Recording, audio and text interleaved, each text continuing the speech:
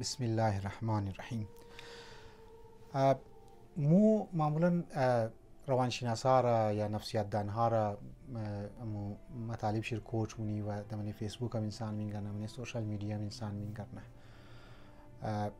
که کامیاب زندگی انسان چطور میتونه در کامیاب زندگی برسه یا مقصد خود که است در کامیابی تیک است کنه. لیکن مو وقتی که تو کنی اهل بیت علیه السلام که خزانه است، اینها هم از لحاظ دنیوی و هم از لحاظ معنوی بریز مو بسیار زبردست از نسخه ها بیان کردن و فرموله ها بیان کردن. اگر مو کم دقت کنی و کم توضیح دادشن از طرف علما، از طرف اونهایی که برای دین که است کار مونن و خود انسان ها طرفش توجه کنه، کتاب ها را مطالعه کنه، واقعا بسیار راهگشا هست در برای زندگی های انسان ها، زندگی های فردی و زندگی های اجتماعی، زندگی های که است فامیلی. لذا ما میخواهیم امروز 6 نکته مهم را برای کامیاب زندگی از نگاه امام جواد علیه السلام در خدمت شما بیان کنم. اول نکته ای که اگر کدی مردم مدارا کنی، کدی مردم دوستی کنی، زیاد که است قار شیره، غصه شیره، تقامش نشنی، واقعا مدارا کنی بگی چی که دیگه یعنی نفر این تر عادت داره، ما باید کچی بیچلم و رفتار دوستانه کچی داشته باشی، از حوادث و مشکلات آینده در امان مومنی. لذا انسانی که امام میگه که اگر تو کدی مردم، کد دوستا، کد رشته دارا مدارا کنی و یک رفتاری واقعا شایسته داشته باشی کچی حوادث آینده ای که مایه از نه تو محفوظ مومنی. برحال انسان ها را حوادث میگره، انسان که است مشکلات که است میگره، لذا دزنا که است مگه تو محفوظ مومنی، در امان مومنی. چقدر واقعا یک روابط اجتماعی را اهل بیت علیه السلام و امام جواد علیه السلام مو شما را یاد میده. یک دو مگه که اگر کدی افراد لاوبالی، امام لاوبالی استفاده کرده، ما میگم که لبترایی و افرادی بی عقل اگر زندگی و روابط برقرار کنی سبب تباهی و بربادی تو میشنه.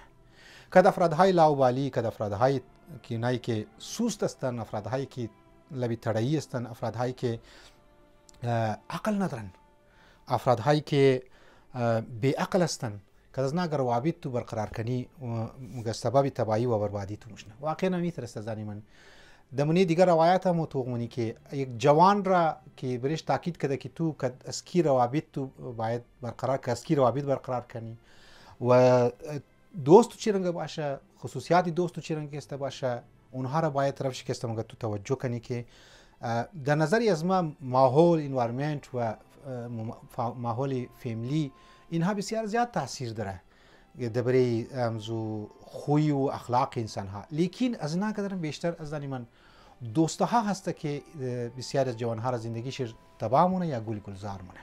لذا کد افرادی لاوبالی و افرادی بی عقل، انسان کد افرادی بی عقل که است زندگی نکنه بسیار د مشکل حالات و ممکنه د یک حادثه‌ای که برای تو رخ داده تو نیم کله در راه که است یلا بیده. لذا کوشش کنی که این چیزها هم که است موازی افرادها دور بیلی. ای دو باز مایا از نگاه معنوی مگه که رکوع نماز خود را درست انجام بدی که وحشت قبر است دور میشنه. مومن گنی بازار که می که رکوع مونه بس گاه استاده میشه. مگه اگر از وحشت قبر که است که نماز وحشت قبر مریش میخوانم، مگه اگر از دور باشی رکوع صحیح انجام بدی، در تمانینه داشته باشه در نماز. مو یکی از شرایط نیه که انسان باید تمانینه داشته باشه در نماز، اطمینان خاطر باشه در نماز، رکوع خود صحیح انجام بده، سجود خود که است صحیح انجام بده. این سه. باز چهارم نکته ای که برای کامیاب زندگی امام علیه السلام مگه نسبت به مال و اموال مردم طمع و لالچ نداشته باشی که عزیز شونی. بعضیا چیم خو برای اموال انسان ها میله، برای اموال رشته دارای خو میله، لالچ داره. یعنی قدر من انسان صفت لالچ زیاد است که امکان داره که جایدادی برار خور که است غصب کنه، جایدادی خوار خور غصب کنه، جایداد بابی خور غصب کنه. اگر این بود عزیز نیست. لذا اگر انسان طمع نداشته باشه، طمع یعنی لالچ نباشه، منیش صفت چی مردم شیر مگه یار واقعا چی مزی پور است، ما یه دوست دارم، ممکنه پست‌های بسیار کلان بیده بگه مگه یو در فرد است که لالچی آدم نیست. ما اینی پست میدم، یعنی کلان ذمہداری را بهش میدم، برو نیر سنبال کو، کلان اسکول میدم، کلان مدرسه شیر میدم که برو تو سنبال کو. ایره خبره کی چیم چی پورسته و از اونجی مال و اموال از اون مدرسه را یا اسکول را یا از اون گو آرچی گو زمینداری میداره غصب نمونه. پنجم میگه به خدا که است اگر اعتماد کنی به خدا اعتماد کنو تا به قیمتی چیزها برسی. واقعا برای از هر شش مجلس کار داره. این پنجم چی میگه که به خدا اعتماد کو تا که گاهی تو خدا باشه تا قیمتی چیزا برسی. واقعا قیمتی چیزا چیه؟ انسان فقط یک دفعه اعتماد به پروردگار عالم کنه. از تمام که کلان قیمتی چیز سکون است. زنی من امروز دنیا رو امروز تنشن گرفته، دنیا رو امروز بی سکونی گرفته.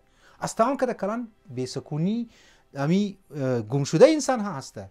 مگه تو اعتماد به خدا کو تا به قیمتی چیزها که است برسی و او است یکشی سکون دیگه هیچ است. زنی من قیمتی چیزی است که در قیامت انسان کنار اهل بیت علیهم السلام قرار میگیره.